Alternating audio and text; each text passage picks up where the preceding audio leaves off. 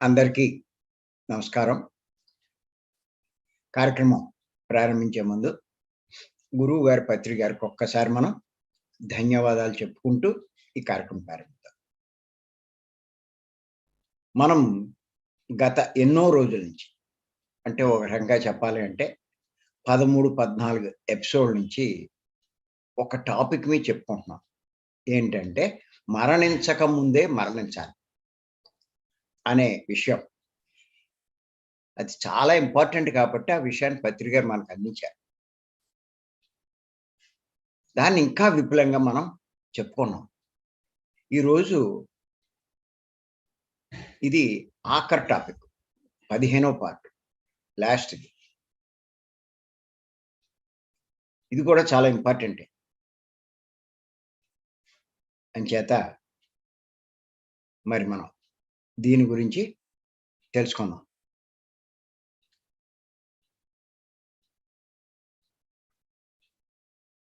మనము ఏం చెప్పుకున్నామంటే మరణించడం అంటే దేహాన్ని వదిలిపెట్టడం. తీసుకున్నటువంటి దేహాన్ని వదిలిపెట్టడం.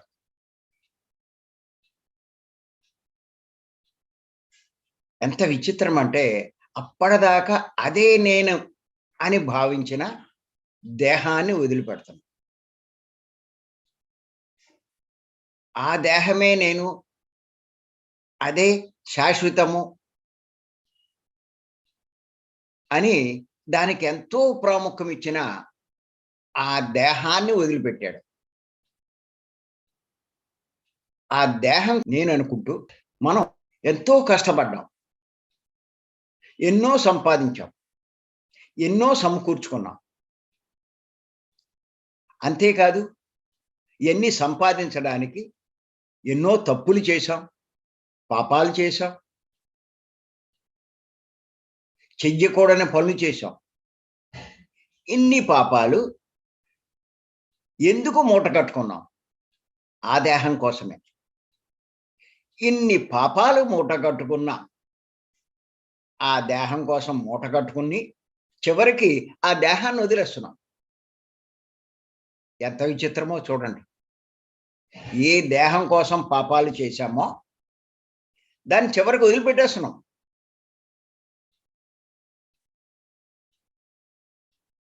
ఇది చాలా విచిత్రం.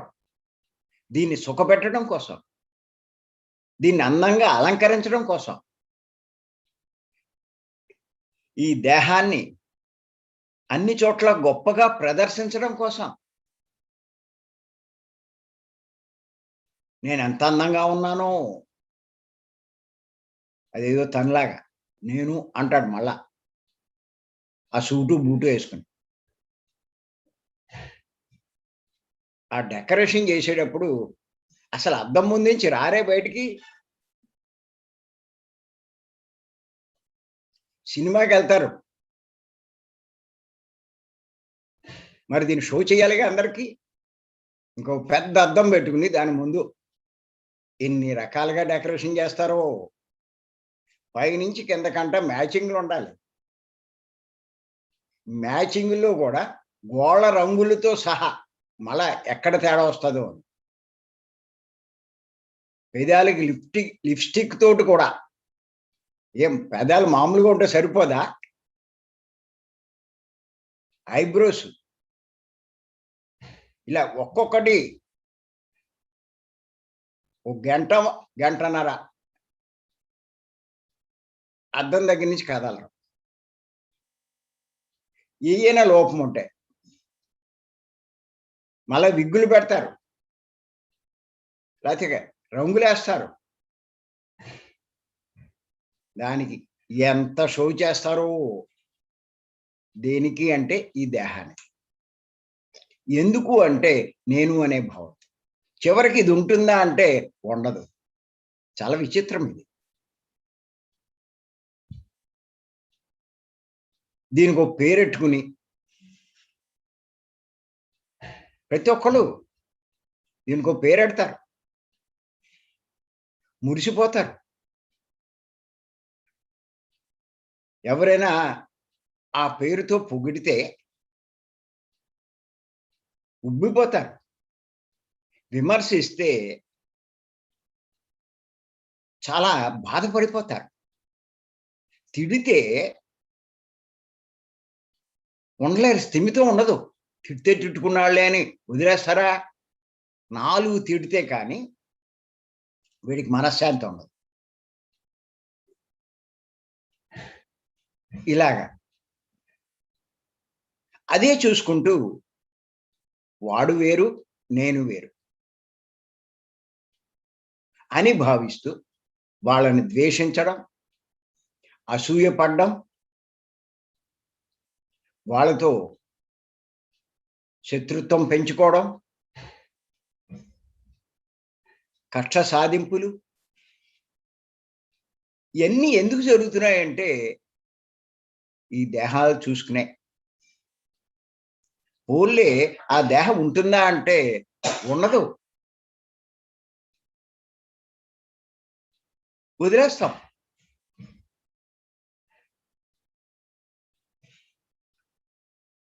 ఉన్నంత కాలము శాశ్వతంగా ఉంటామన్న భావంతోటే ఉంటారు. ఎంత విచిత్రమో ఇది. ఏంటి శాశ్వతం? ఉండని దాని కోసం ఇంత ఆరాటమేంటి?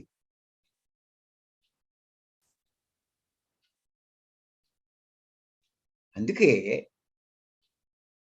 ధర్మరాజు యక్షుడు అడిగిన ప్రశ్నలో ఒక ప్రశ్న ఏమిటి అంటే, అన్నిటికంటా విచిత్రమైనది ఏది అని అడిగాడు ఆయన. అప్పుడు చెప్పాడు. ఎంతో మంది పోతున్నారు. పెద్దలు వీళ్ళు వాళ్ళు పోతున్నారు. ఇయన్నీ చూస్తున్నాడు. కానీ తాను శాశ్వతంగా ఉంటాను అనుకుంటూ ఆ భ్రమలో బతుకుతూ ఉంటాడు.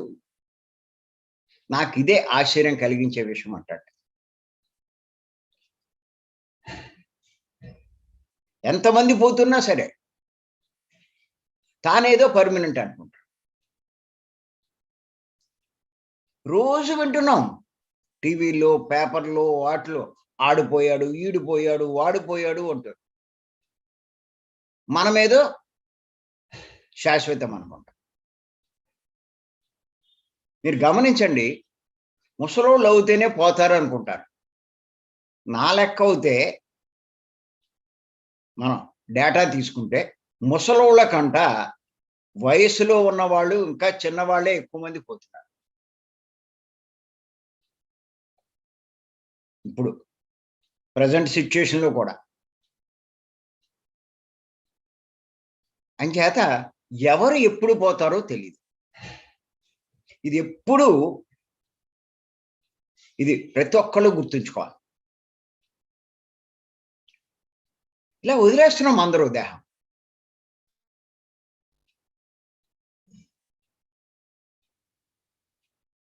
ఈ వదిలేసే దేహం కోసం ఇంత ఆరాటమా? ఆలోచించండి. మరి ఏం చేయాలి?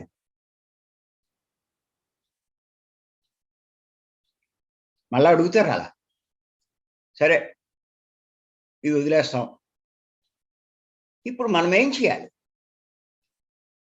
ఏం చేయాలి అంటే ఫస్టు మనం ఎవరో తెలుసుకోవాలి. ఎవడైనా సరే. ఇది తెలుసుకోకపోతే మీ లైఫే వేస్ట్. మీరేం చేసినా వేస్ట్. ఏం సాధించినా వేస్ట్. ఎంత సంపాదించినా వేస్ట్. ఎన్ని గొప్ప కార్యాలు చేసినా వేస్ట్. ఎన్ని ఘన కార్యాలు సాధించినా వేస్ట్.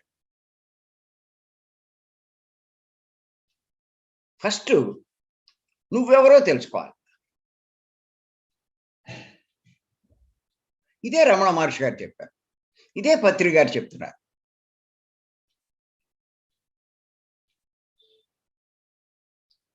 ఇది అర్థం అవ్వడం కోసమే సార్ ఈ విషయం మనకు చెప్పారు. మరణించక ముందే మరణించాలి.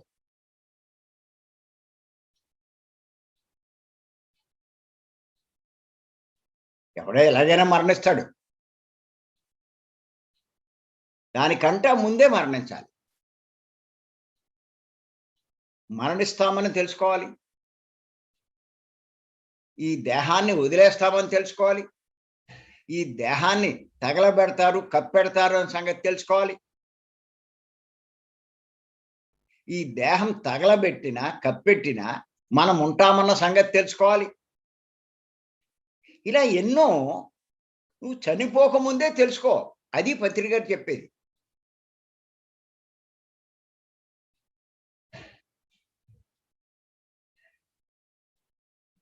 బాగా ఎంత అవగాహన ఉంటే మీరు జీవితంలో అంత లాభం పొందుతారు.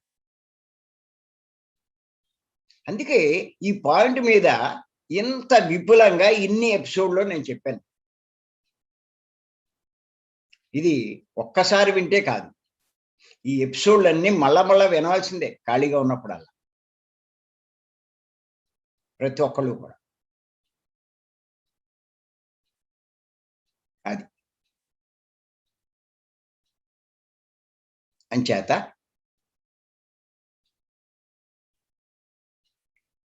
ఒకటే మనం తెలుసుకోవాల్సింది. ప్రతి ఒక్కళ్ళు కూడా దేహం వదిలేసి వెళ్ళిపోవాల్సిందే. ఎవడైనా సరే వాడు వీడు అని లేదు. సామాన్యుడైనా, గొప్పవాడైనా ఎవరైనా సరే దేహం వదిలేసి వెళ్ళిపోవాలి. అంచేత అసలు ఈ దేహం ఎందుకు వదిలేసి వెళ్ళిపోవాల్సొస్తుంది? ఈ దేహాన్ని మనం ఎందుకు వదిలేసి వెళ్ళిపోవాల్సొస్తుంది?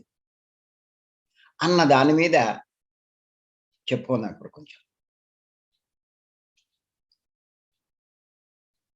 మరణించక ముందే మరణించాలి. ఇందులో 15వ పార్ట్ అయినా టాపిక్ ఏంటంటే, మనం ఈ దేహాన్ని ఎందుకు వదిలేసి వెళ్ళిపోవాల్సొస్తుంది? అన్న దాని మీద ఇప్పుడు చెప్పుకుందాం. ఎంచేతంటే, ఈ దేహం మనకు ఆ దేవుడు అంటే ఆ సృష్టికర్త, ఆ పరమాత్మ ఇచ్చినటువంటి ఒక ఉపకరణం మాత్రమే. ఈ పాయింట్ రాసుకోండి ప్రతి ఒక్కరు. ఈ దేహం అన్నది ఆ దేవుడు అంటే ఆ పరమాత్మ, ఆ సృష్టికర్త ఇచ్చినటువంటి ఉపకరణం. మనకి ఆ పరమాత్మ ఇచ్చినటువంటి ఉపకరణమే ఈ దేహం. ప్రతి ఒక్కరికి కూడా. దీన్ని ఉపయోగించుకోవడానికి ఇవ్వబడింది. ఇది నేను అని భావించడానికి కాదు. దీన్ని ఉపయోగించుకోవడానికి. ఒక రమణ మహర్షిలా, ఓ వివేకానందాల, ఒక వేమనల, ఓ బుద్ధుడిలా దీన్ని ఉపయోగించుకోవాలి. అలా ఉపయోగించుకోవడానికి ఇవ్వబడింది.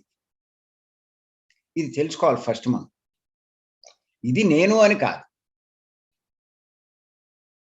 నువ్వు పప్పులో కాలేసినట్టే. అంచేత ఈ ఉపకరణాన్ని మనం జాగ్రత్తగా ఉపయోగించుకోవాలి. అంటే దీని అవసరాలు కొన్ని ఉంటాయి. దాని అవసరాలన్నీ మనం తీర్చే ప్రయత్నం చేయాలి. వేళకింత తిండి, దానికి కావాల్సిన బట్ట, దానికి కావాల్సినటువంటి నివాసము, దానికి అవసరానికి సరిపడా ఒక తోడు, అంటే పురుషుడికి స్త్రీ, స్త్రీకి పురుషుడు. ఇవన్నీ సమకూర్చుకుంటూ, దాన్ని జాగ్రత్తగా చూసుకుంటూ, పోషించుకుంటూ దీన్ని ఉపయోగించుకోవాలి. అంతే తప్ప ఇదే నేను శాశ్వతంగా ఉండిపోతాను అనే భ్రమకి మనం లొంగిపోకూడదు. గుర్తుపెట్టుకోవాలి.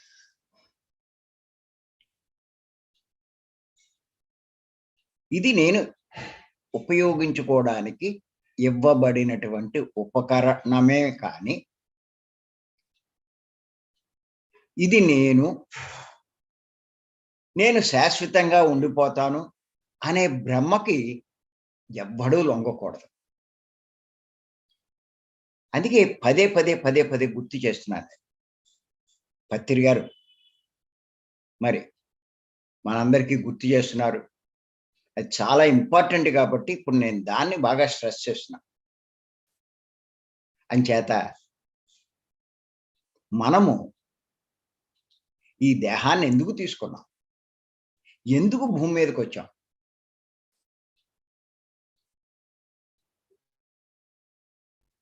అన్నది మనకు తెలియలేదనుకోండి. సాధారణంగా ఎవరికీ తెలీదు. మనము ఇన్ని విషయాలు తెలుసుకుంటూ, ఇంత జ్ఞానాన్ని సంపాదించడం వల్ల మనకిప్పుడు కొంచెం అర్థమవుతుంది. కొత్త వాళ్ళకేం తెలుస్తుంది ఇది? అంచేత మనకైనా సరే ఏమర్థమవుతుంది? ఎందుకొచ్చాం? దేనికోసం వచ్చాం? అది తెలీదు. అంచేత ఇది తెలియనప్పుడు మనం ఏం చేయాలంటే, మన బాధ్యతలు సక్రమంగా నిర్వర్తించుకోవాలి. మన బాధ్యతలు సక్రమంగా నిర్వర్తించుకోవాలి.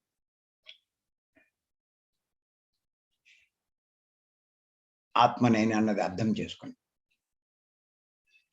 అలాగే శాస్త్రాలు ఏం చెప్పాయో వాటిని అనుసరించాలి. అయ్యే కదా పత్రి గారు చెప్తున్నారు, శంకర వారు చెప్తున్నారు, వశిష్ఠుల వారు చెప్తున్నారు, భగవద్గీతలో చెప్పబడింది. ఆ శాస్త్రాలు ఏం చెప్పాయో వాటిని మనం అనుసరించాలి. ఎంతసేపు ఈ సృష్టి అన్నది పరమాత్మది అన్న విషయం తెలుసుకోవాలి మనం. ఈ సృష్టి పరమాత్మది. పత్రి గారు చెప్తూ ఉంటారు కదా, పైన ప్రభుత్వం ఉంది, ఇక్కడ ప్రభుత్వం కాదు. అక్కడ తీసుకున్న నిర్ణయాల ప్రకారమే భూమి మీద జరుగుతాయి. ఇక్కడ మనం అనుకున్నట్టేమి అది కాదు అంటూ, కరోనా అన్నది అందరూ ఏమనుకుంటారంటే చైనాలో పుట్టింది అనుకుంటారు. కాదు. అక్కడ నిర్ణయం ప్రకారం, ప్రకృతి నిర్ణయం ప్రకారం ఇక్కడ జరుగుతుంది అని. ఏది జరగాలన్నా అక్కడ నిర్ణయించాలంట. అది. అంచేత ప్రతి ఒక్కళ్ళు గుర్తుపెట్టుకోండి. నేను అందుకే 3 పాయింట్లు ఎప్పుడు చెప్తూ ఉంటాను.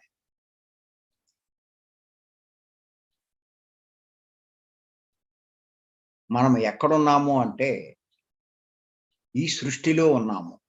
అంతేగాని ఈ ఊళ్ళో ఉన్నాము, లేతే ఈ జిల్లాలో ఉన్నాము, ఈ రాష్ట్రంలో ఉన్నాం, ఈ దేశంలో ఉన్నాం, లేతే భూమి మీద ఉన్నాం కాదు. ఈ సృష్టిలో ఉన్నాము అన్న సంగతి తెలుసుకోమంటారు. ఇంకోటి కూడా గుర్తుపెట్టుకోమంటాను. ఈ సృష్టిని సృష్టి చేసిన సృష్టికర్త ఒకడు ఉన్నాడు. ఇది కూడా మనం మర్చిపోకూడదు. మూడో పాయింట్ ఏంటంటే,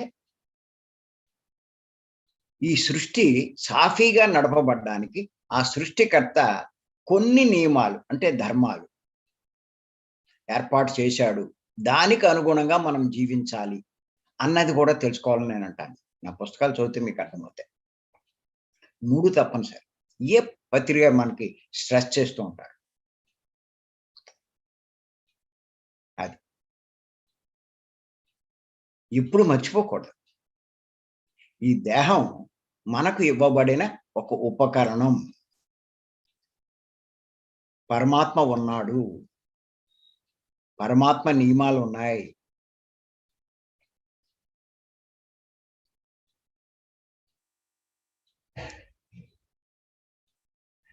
మనం దేహం కాదు. మనం ఆత్మలం. రూపం లేని ఆత్మలం. అందుచేత మనం రూపం లేకుండా తల్లి గర్భంలోకి ప్రవేశించాం మొదట. రూపం లేని మనము తల్లి గర్భంలోకి ప్రవేశించాం.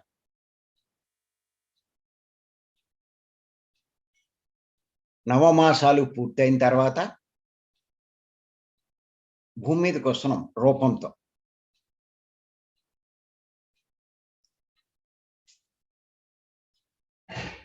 రూపం లేకుండా తల్లి గర్భంలో ప్రవేశించి రూపంతో భూమి మీదకి వస్తున్నాం. ఆ రూపంతో ఎన్నో పనులు చేస్తున్నాం. ఇప్పుడన్నీ చేస్తున్నాం కదా. వింటున్నాం, మాట్లాడుతున్నాం, చేస్తున్నాం, నేర్చుకుంటున్నాం, అనుభవాలు పొందుతున్నాం, ఎన్నో చేస్తున్నాం. చివరికి ఏం చేస్తున్నామంటే మనం ధరించినటువంటి ఈ రూపాన్ని ఇక్కడే వదిలేసి వెళ్ళిపోతున్నాం. ఇక్కడ ఉన్నది నువ్వు కాదు, అంటే నేను కాదు. ఈ దేహం ఇక్కడ నీకు కనిపిస్తున్నది నువ్వు కాదు. అది నీకు పరమాత్మ ఇచ్చినటువంటి ఉపకరణం మాత్రమే. ఇది కనుక నువ్వు తెలుసుకుంటే నీకు ఎన్నో సమస్యలు పరిష్కారం అవుతాయి. ఎన్నో సమస్యలు నీకు పరిష్కారం అయిపోతాయి నీ లైఫ్‌లో. ఇది తెలుసుకుంటే కనుక. అందుకే రమణ మహర్షి అదే తెలుసుకోమంటాడు. పత్రి గారు ఎంతసేపు అదే చెప్తారు. ఒకటి గుర్తెట్టుకోండి. రూపానికి ముందు నువ్వున్నావు. అంటే ఈ రూపం రాకముందు నువ్వున్నావు. ఈ రూపంలోనూ నువ్వున్నావు. రూపం వదిలేశాక నువ్వుంటావు. రూపానికి ముందు నువ్వున్నావు. ఈ రూపంలో కూడా నువ్వు ఉంటున్నావు. రూపం వదిలేశాక నువ్వుంటావు. అంచేత గుర్తుపెట్టుకో. ఎక్కడైనా సరే నువ్వు అనేవాడివి లేకపోతే అసలు రూపమే ఉండదు. రూపం ఎలా వచ్చింది? నిన్ను బట్టి రూపం వచ్చింది. నువ్వే లేకపోతే రూపం ఎక్కడుంది? ఇంచేత గుర్తుపెట్టుకోండి. ఈ రూపం అంటే ఈ దేహం ఆ సృష్టికర్త ఇచ్చినటువంటి ఒక అద్భుత వరం.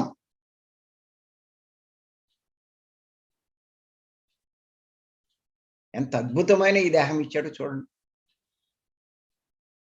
దీని నిర్మాణము, ఇది చేయగలిగిన పనులు ఇవన్నీ చూస్తే నిజంగా ఈ దేహం ఎంత అద్భుతమైంది. దీంతో ఎన్ని మిరకిల్స్ చేస్తున్నారు ఒక్కొక్కళ్ళు. 700 కోట్ల జనాభా ప్రపంచంలో ఉంటే ఒక్కొక్కడు ఒక్కొక్క రకమైన నైపుణ్యాన్ని ప్రదర్శిస్తున్నాడే. ఎన్నో కనిపెడుతున్నాడే. ఎన్నో తయారు చేస్తున్నాడే. ఎన్నో కనుక్కుంటున్నాడే. ఎన్నో రీసెర్చ్‌లు చేస్తున్నాడే. ఒక్కొక్కళ్ళు చేసే మిరకిల్స్ చూస్తే ఆశ్చర్యం వేస్తుంది. ఇన్ని మిరకిల్స్ చేయగలిగినటువంటి ఈ రూపాన్ని ఎవరిచ్చారు? ఆ పరమాత్మ ఇచ్చాడు. ఎవరు తయారు చేశారు? ఆ పరమాత్మ తయారు చేశాడు.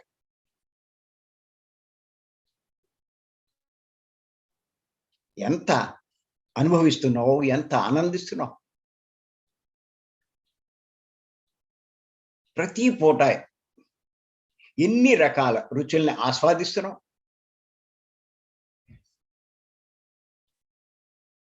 ఎన్ని రకాల సువాసనలు గ్రోలుతున్నావు, ఎన్ని సుందర దృశ్యాలు చూస్తున్నావు.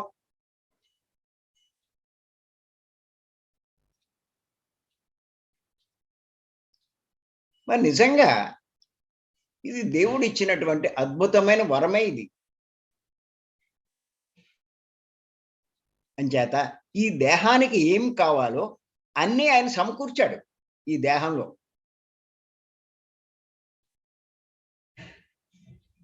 ఈ చిన్న భాగంలో లోపల ఎన్ని అమర్చబడ్డాయి, ఎన్ని భాగాలు కుదుమొట్టంగా.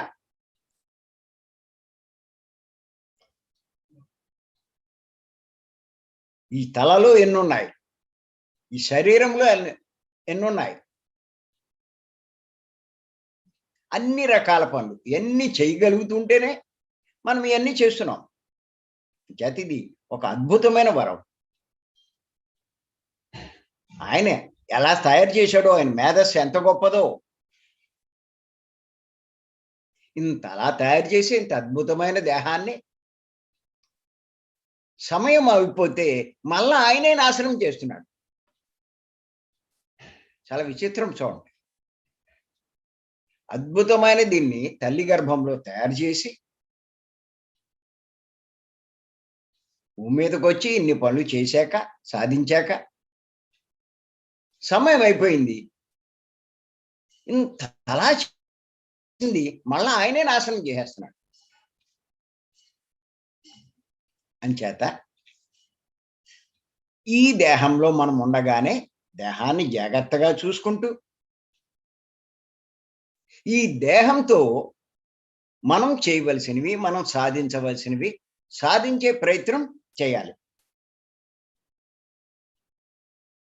మన ఇష్టం వచ్చినట్టు చేయడానికి మనకు అధికారం లేదు, గుర్తుపెట్టుకోండి. నా ఇష్టం అంటే దొబ్బదిది. అంతేకాదు, ఏదో నువ్వు అన్నీ చేసేస్తున్నావు అనుకుంటున్నావు.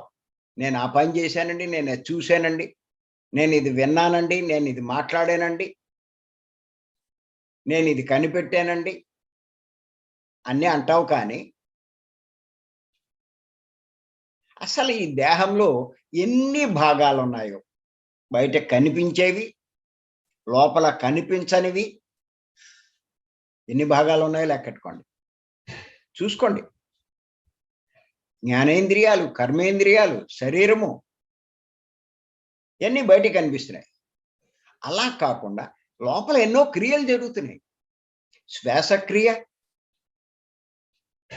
జీర్ణక్రియ, విసర్జన క్రియ, రక్త ప్రసరణ క్రియ, ఇలాగ 200 క్రియలు లోపల.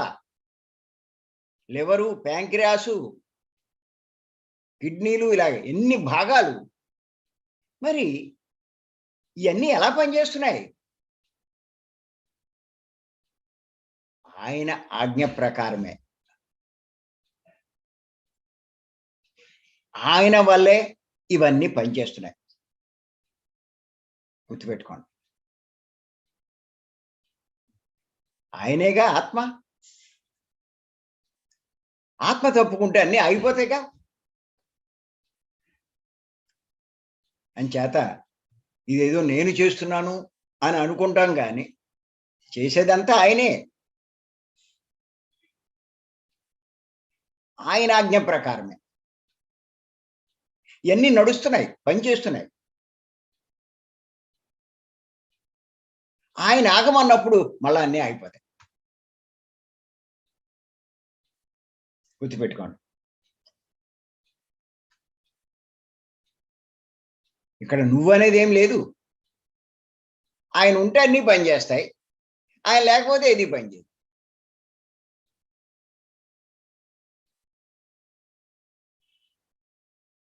చాలా చాలా జాగ్రత్తగా అర్థం చేసుకోవాలి. అసమర్షి కాదు ఇది.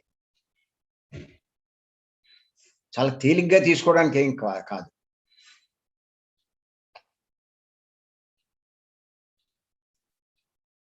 అంచేత ఈ దేహం అన్నది మనకి ఒక ఉపకరణం.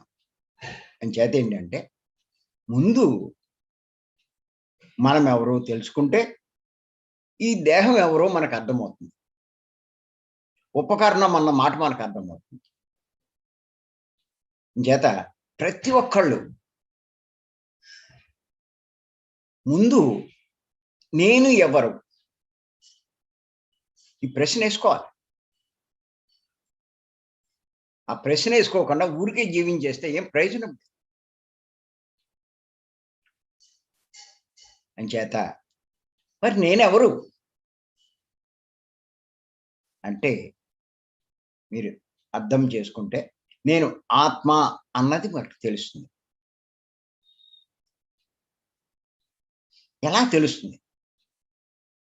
ఎలా తెలుస్తుంది అంటే భగవద్గీతలో శ్రీకృష్ణ వారు ఇచ్చినటువంటి సందేశాలు మనం తెలుసుకుంటే ఇదంతా మనకు అర్థమవుతుంది.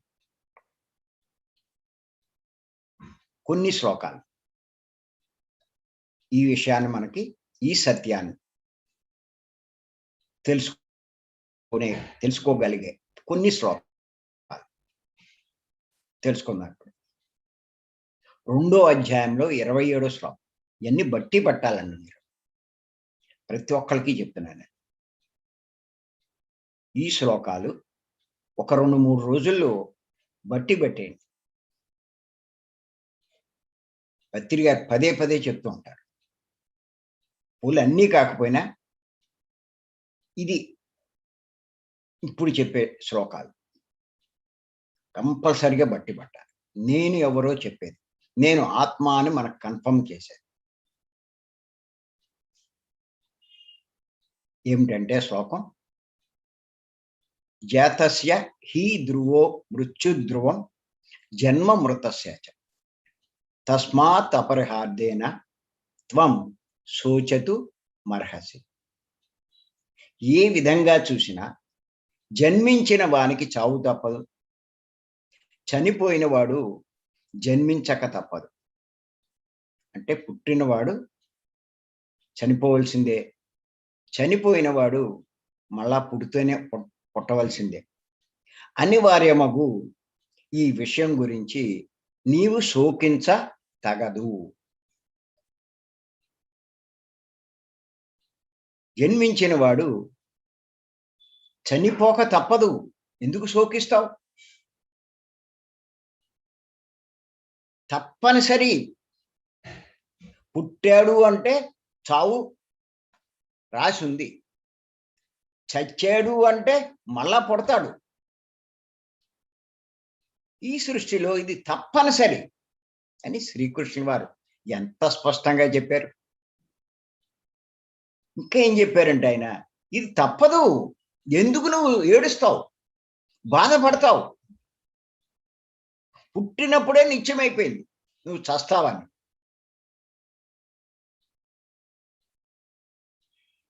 తప్పని ఈ దానికి ఎందుకు శోకిస్తావు? వాడు చనిపోయాడు, వీడు చనిపోయాడు అంటూ నువ్వే చావా? నువ్వు పర్మనెంట్గా ఉంటావా?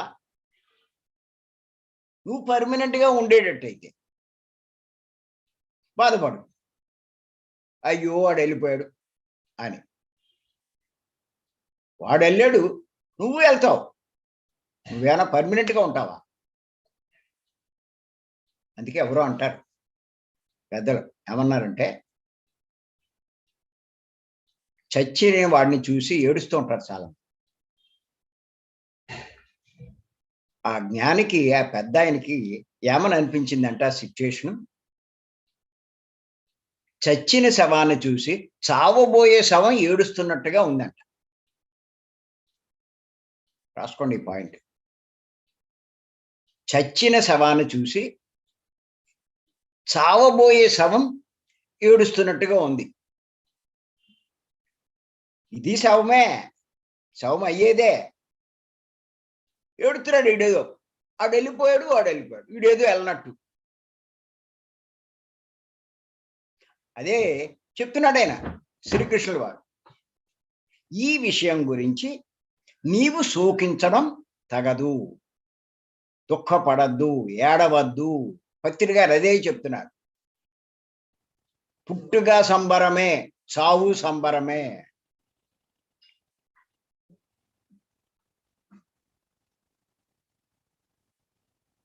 అంచేత ఇక్కడ మనం గుర్తుంచుకోవాల్సింది ఏంటి? ఆయన స్పష్టంగా చెప్పాడు, మరల జన్మించడం తప్పదన్నాడు. ఇక్కడ చూస్తే శరీరం కాలి బూడిదైపోయింది. మరి ఇది బూడిదైపోతే మరలా ఎలా జన్మిస్తాడు? మరలా శరీరం ఎలా వస్తుంది? ఆత్మే కదా. ఎలా జన్మిస్తున్నాం? ఆత్మ మనం కాబట్టి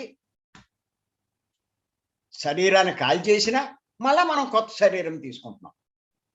అంటే ఇక్కడ మనకి బాగా అర్థమవుతుంది ఈ శ్లోకాన్ని బట్టి, నేను ఆత్మ అని మనకు అర్థమవుతుంది. అలాగే 2వ అధ్యాయంలో 22వ శ్లోకం ఏమిటంటే, శ్లోకం వాసాంసి జీర్ణాన్ని యదా విహాయ నవాని గృహ్ణాతి నరోపరాణి తదా శరీరాన్ని విహాయ జీర్ణాన్ని అన్యాని సంయాతి నవాని దేహి. చిరిగిపోయిన పాత బట్టలు వదిలి మానవుడు కొత్త బట్టలు ఎలా కట్టుకుంటాడో అలాగే ఆత్మలమైన మనము ముసలదైపోయిన పాత శరీరాన్ని వదిలి కొత్త శరీరాన్ని ధరిస్తున్నాం. దీన్ని బట్టి చూసినా మనం ఆత్మ అన్నది మనకు అర్థమవుతుంది. అలాగే ఇంకొక శ్లోకం ఏంటంటే 2వ అధ్యాయంలో 13వ శ్లోకం చాలా ఇంపార్టెంట్ శ్లోకం. ఈ బట్టి పట్టాలి ప్రతి ఒక్కరు. ఏమిటంటే ఈ శ్లోకం, దేహినోస్మిన్ యదా దేహి కౌమారం యవ్వనం జర తదా దేహాంతర ప్రాప్తిర్ధీర స్తత్ర నముష్యతి అని. అంటే మానవుని శరీరానికి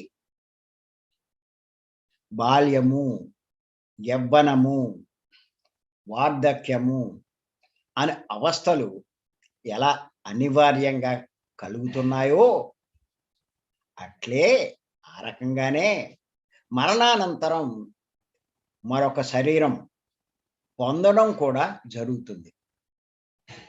ఎందుకు ఏడుస్తావు ఇంకో శరీరం వచ్చేటట్టయితే?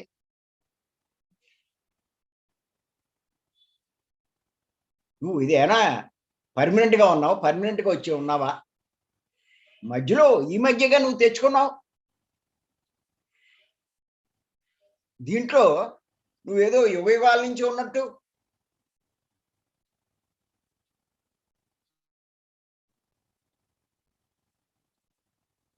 పోతుంది, మళ్ళీ ఇంకోటి వస్తుంది.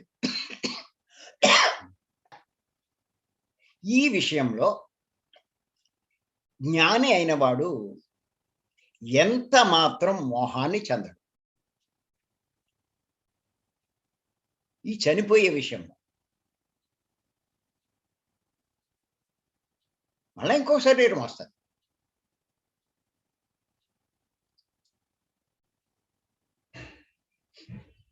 ఇంకొక శ్లోకం, ఎంత అద్భుతమైన శ్లోకాలు ఈ చనిపోయాడు అంటే సారు ఈ శ్లోకాలే గుర్తు చేస్తూ ఉంటారు. పత్రిక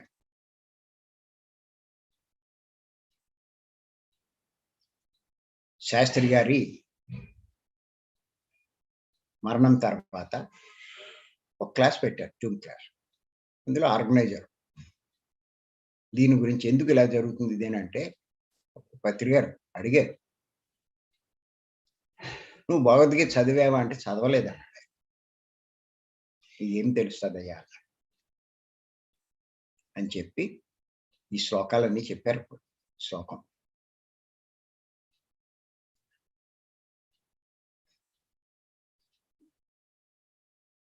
ఏమిటంటే, ఇప్పుడు ఇంకో శ్లోకం పత్రిక గారు అప్పుడు ఆ సందర్భంలో చెప్పింది కాదు, కానీ మొత్తం మీద మనకి ఇవన్నీ చెప్పినవే. 2వ అధ్యాయంలో 20వ శ్లోకం, ఇది కూడా ఇంపార్టెంట్. నా జాయితే మిరిగితే వా కదా చిన్నాయం భూత్వా భవిత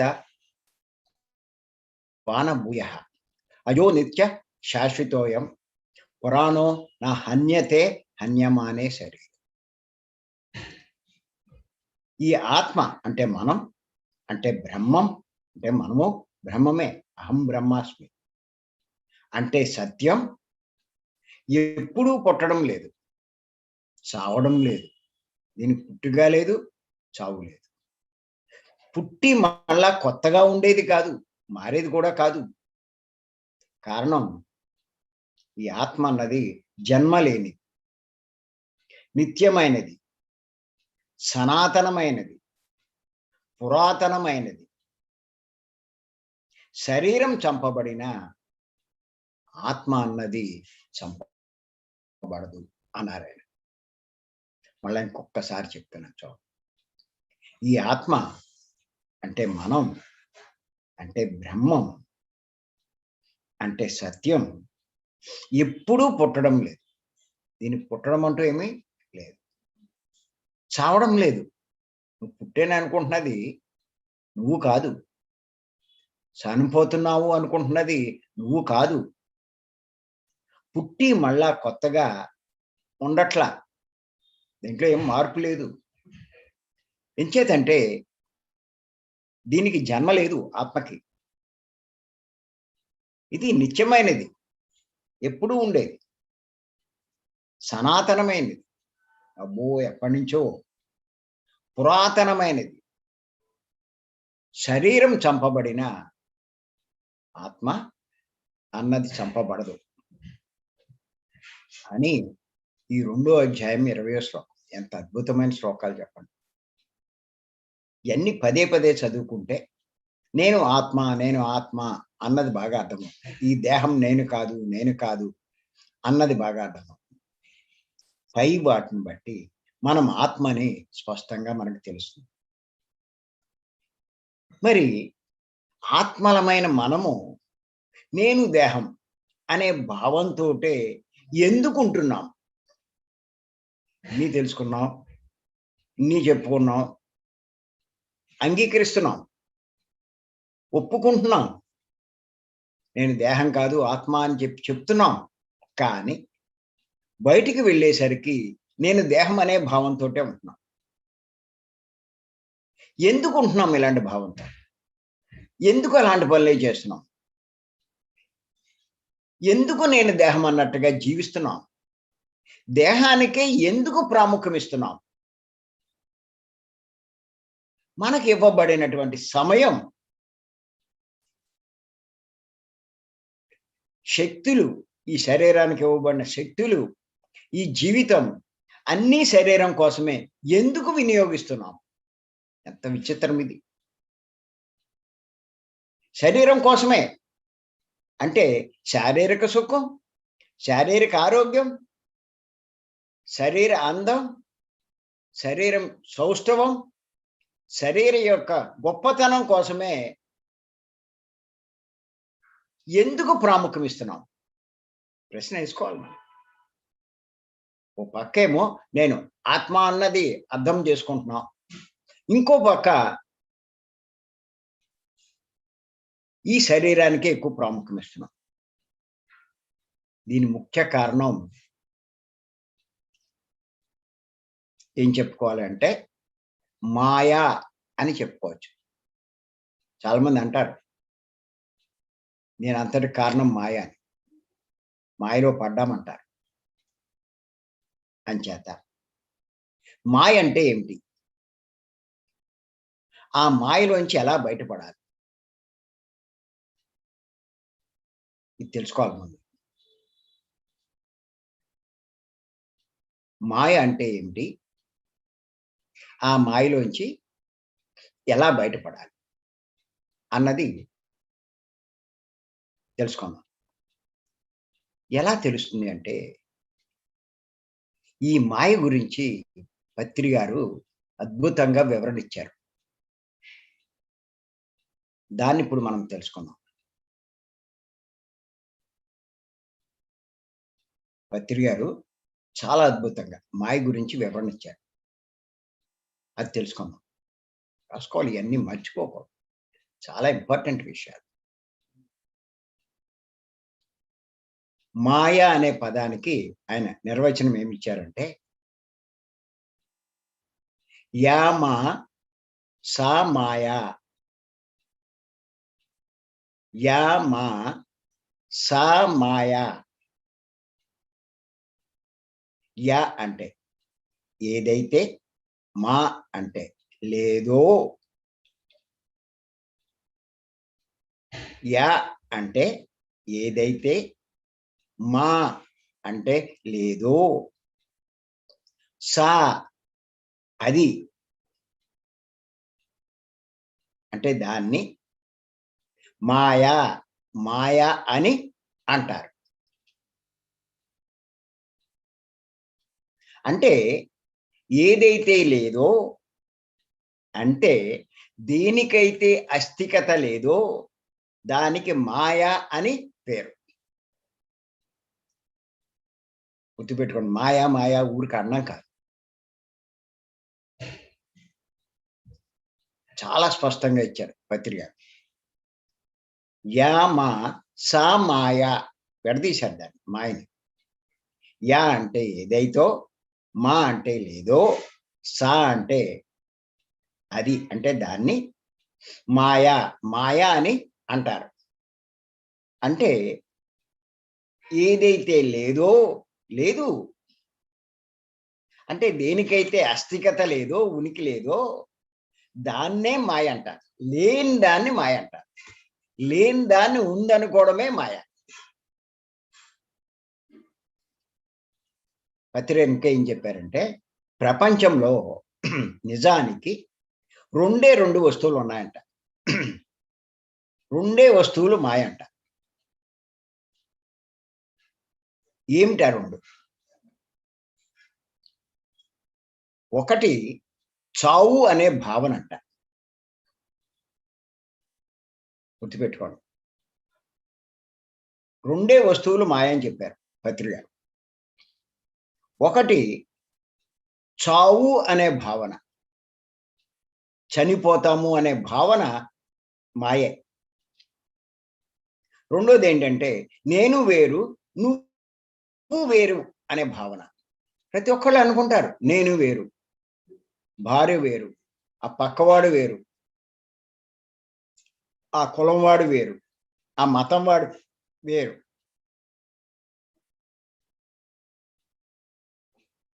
ఈ భావం కూడా మాయే. మరి దీని నుంచి బయటపడాలంటే మాయ అన్నది తెలుసుకున్నాం. ఎలా బయటపడతాం? ముందు తెలుసుకోవాల్సింది ఏంటంటే, దీని నుంచి బయటపడాలంటే చావన్నది అసలు ఎక్కడా లేదు అన్న విషయం తెలుసుకోవాలి. ఉన్నదల్లా అంతం లేని రూపాంతరీకరణ. అంతం లేని రూపాంతరీకరణ.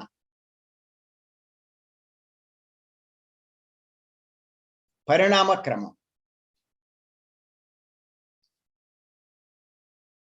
మారుతూ ఉంటుంది. మార్పులు. అంతం ఉండదు దీనికి. అలా మారుతూనే ఉంటాయి. అలా మార్పులు చెందుతూ ఉంటాయి పరిణామం. అంచేత ఎక్కడా చావు లేదు అని తెలుసుకున్నవాడే మాయలోంచి బయటపడినవాడు. గుర్తుపెట్టుకోండి, ఎక్కడా చావు లేదు అని తెలుసుకున్నవాడే మాయలోంచి బయటపడినవాడు.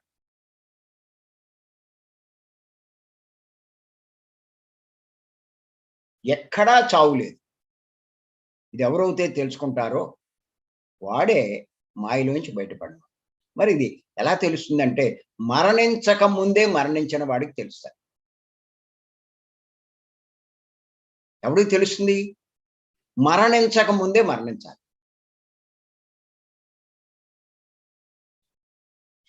ఆ విషయాలే గత 14, 15 ఎపిసోడ్ నుంచి తెలుసుకుంటున్నాం మనం. ఇంత చెప్పినా, ఇంత విన్నా ఇంకా అర్థం కాకపోతే ఇక మనం ఏం చేయలేము. ఇంకా చాలా జన్మలు తీసుకోవాలి.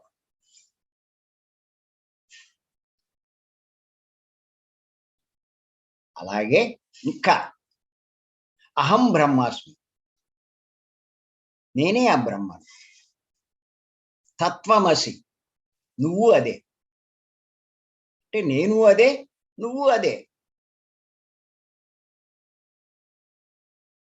ఇది కూడా తెలుసుకోవాలి.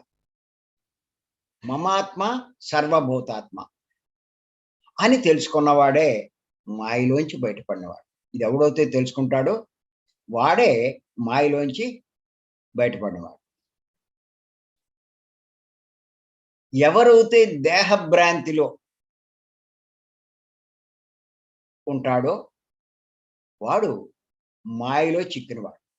దేహభ్రాంతి, నీకు దేహభ్రాంతి ఎక్కువగా ఉంటే నువ్వు మాయలో చిక్కుతావు. చిక్కిన వాడి కింద లెక్కే. నేను ఆత్మను, నేను దేహం కాదు అన్న జ్ఞానం ఉన్నవాడే మాయలో లేనివాడు. గుర్తుపెట్టుకోండి. నేను ఆత్మను, నేను దేహం కాదు అన్న జ్ఞానం ఉన్నవాడే మాయలో లేనివాడు.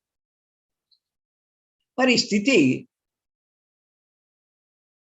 ధ్యానం ద్వారానే, ఈ స్థితి అంటే ఈ భ్రాంతి ధ్యానం ద్వారానే తొలగిపోతుంది.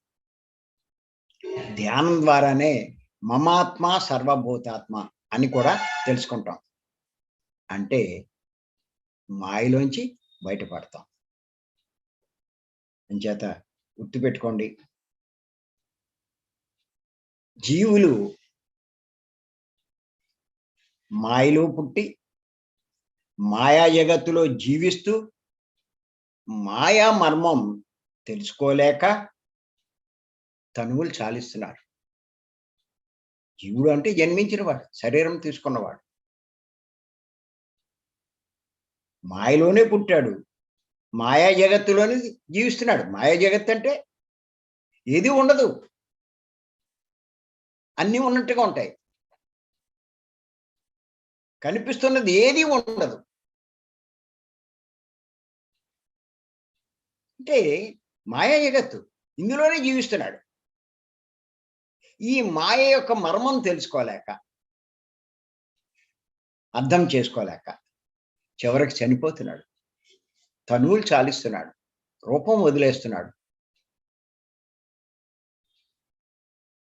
గుర్తుపెట్టుకోండి, పత్రి గారు ఏం చెప్పారంటే, ఎవరైతే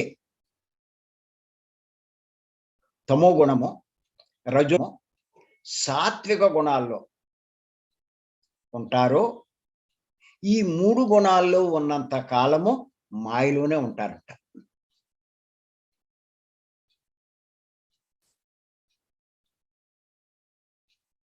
ఎవరైతే తమో గుణము, రజోగుణము, సాత్విక గుణాల్లో ఉన్నంత కాలము మాయలోనే ఉంటారంట. ఈ మాయలోంచి బయటపడాలి అంటే ఈ 3 గుణాలు దాటాలి. అందుకే నేను ఎప్పుడు చెప్తూ ఉంటాను, ఈ సాత్విక గుణాన్ని కూడా అధిగమించాలి. ముందు సాత్విక గుణంలోకి రమ్మంటాను, తర్వాత దాన్ని కూడా అధిగమించాలి. శుద్ధ సాత్వికంలోకి మనం చేరుకుని నిర్గుణంలోకి మనం వెళ్ళగలిగితే అప్పుడు మనం మాయలోంచి బయటపడతాం. జత గుర్తుపెట్టుకోండి, ఎప్పుడైతే మనం ఈ ధ్యానం ద్వారా, తీవ్ర ధ్యాన సాధన ద్వారా, శ్వాసమే ధ్యాస ద్వారా నిర్గుణంలోకి చేరుకుంటామో అప్పుడు మనం మాయలోంచి బయట. గుర్తుపెట్టుకోండి, మాయ జీవుణ్ణి బంధిస్తుంది. మాయ అన్నది జీవుణ్ణి అంటే మనల్ని బంధిస్తుంది. జ్ఞానం అన్నది ఆ బంధం నుంచి విడిపిస్తుంది. అందుకే పత్రి గారు జ్ఞానం సంపాదించుకోండి, జ్ఞానం సంపాదించుకోండి అంటారు. అనుభవాలు గడుగుడ్డు కాదు, రోగాలు వాటి కోసం కాదు, జ్ఞానం సంపాదించుకోండి. నువ్వు మాయలోంచి బయటపడి జీవితం యొక్క మర్మం తెలుసుకొని నువ్వు ఈ ఉపకరణాన్ని దేనికి ఉపయోగించుకోవాలో అవన్నీ ఉపయోగించుకుంటావు, జీవితాన్ని సద్వినియోగం చేసుకుంటావు. అంచేత గుర్తుపెట్టుకోండి, ఈ మాయ అన్నది జీవుణ్ణి బంధిస్తుంది, జ్ఞానం అన్నది ఆ బంధం నుంచి విడిపిస్తుంది. అంచేత యోగ మార్గం అంటే ధ్యాన మార్గం అంటే శ్వాస మీద ధ్యాస తప్ప ఇంకా ఏ మార్గం మనల్ని వీటి నుంచి దరి చేరనివ్వలేదు, జ్ఞానాన్ని పొందనివ్వలేదు. అంచేత తెలుసుకోండి, ఈ ఆత్మజ్ఞానం పొందడం వల్ల, ఆత్మానందం వల్ల మనకి ఆనంద బాష్పాలు అన్నవి, ఆనంద బాష్పాలు అన్నవి ఆధ్యాత్మిక మార్గంలోనే, ధ్యాన మార్గంలోనే సాధ్యం. లేకపోతే కష్టాల కన్నీళ్ళే. గుర్తెట్టుకోండి. ఎవరికైతే ఈ ఆత్మానందం ఉండదో వాడికి ఆనంద బాష్పాలు ఉండవు.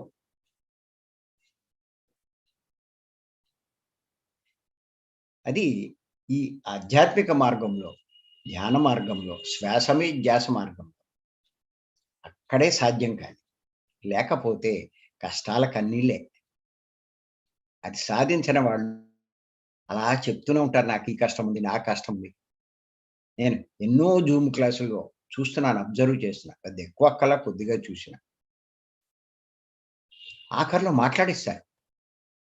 మాట్లాడిస్తూ ఉంటే ఏదైనా అడగండి అంటే అందరూ కష్టాలు చెప్పేవాళ్ళే. నాకు ఈ ప్రాబ్లం ఉంది, ఆ ప్రాబ్లం ఉంది, ఆ సమస్య ఉంది, ఈ రోగం ఉంది, ఈ గొడవ ఉంది, అయ్యింది అని చెప్పి కష్టాలు చెప్పుకునే వాళ్ళే కనిపిస్తున్నారు. కానీ జ్ఞానం గురించి మాట్లాడేవాడు ఒక్కడ కనిపించట్లా. అన్ని తస్సదియ్య. ఈ మార్గంలోకి వచ్చి ఇంకా మన బతుకులు ఇలాగే ఉన్నాయా, ఇంకా కష్టాల గురించా? ఎంత అజ్ఞానంలో ఉన్నాం మనం. నువ్వు దేహం నేననుకోవడం వల్లే కదా, ఈ మాయలో ఉండడం వల్లే కదా నీకు ఆ కష్టాలు. అంచేత ఖచ్చితంగా చెప్తున్నాను, ఈ జ్ఞానం లేకపోతే కష్టాల కన్నీళ్ళే. ఏం చెయ్యి, ఒక సమస్య పోయినా ఇంకోటి వస్తుంది, ఓ రోగం పోయినా ఇంకోటి వస్తుంది, ఓ కష్టం పోయినా ఇంకోటి వస్తుంది. అది బతుకంతా అంతే, జీవితం అయిపోయింది. కానీ కష్టాలు మటుకు దరి చేరలేడు.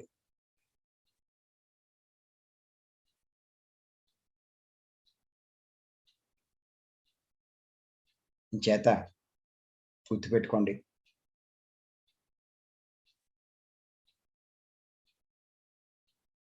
ఈ మాయలోంచి మనం బయటపడాలి అంటే ఖచ్చితంగా ధ్యానం చేసి తీరాలి. పత్రి గారు చెప్పేటువంటి ఈ 4 పాయింట్లు, శ్వాసమే ధ్యాస, ధ్యానము, సాత్వికమైన ఆహారం, 2 ఆత్మజ్ఞానానికి సంబంధించిన పుస్తకాలు చదవడం. పత్రి గారి పుస్తకాలు చదవండి చాలు. తర్వాత లేకపోతే నా పుస్తకాలు. ఏముంది అనుకుంటాం, ఎంత తెలుసుకున్నా ఇంకా తెలుసుకోవాల్సింది. ఇంకా ఇంకో కోణం. అలాగే మనం చేయగలిగిన సేవ, పత్రి గారు చెప్పినవన్నీ దాన్ని అనుసరించడం.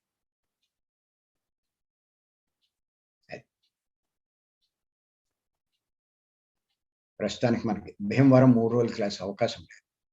మళ్ళా మనకు ప్రారంభమైనప్పుడు తప్పనిసరిగా క్లాసులు అటెండ్ అవ్వండి.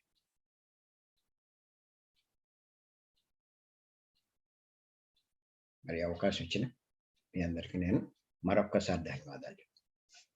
Thank you.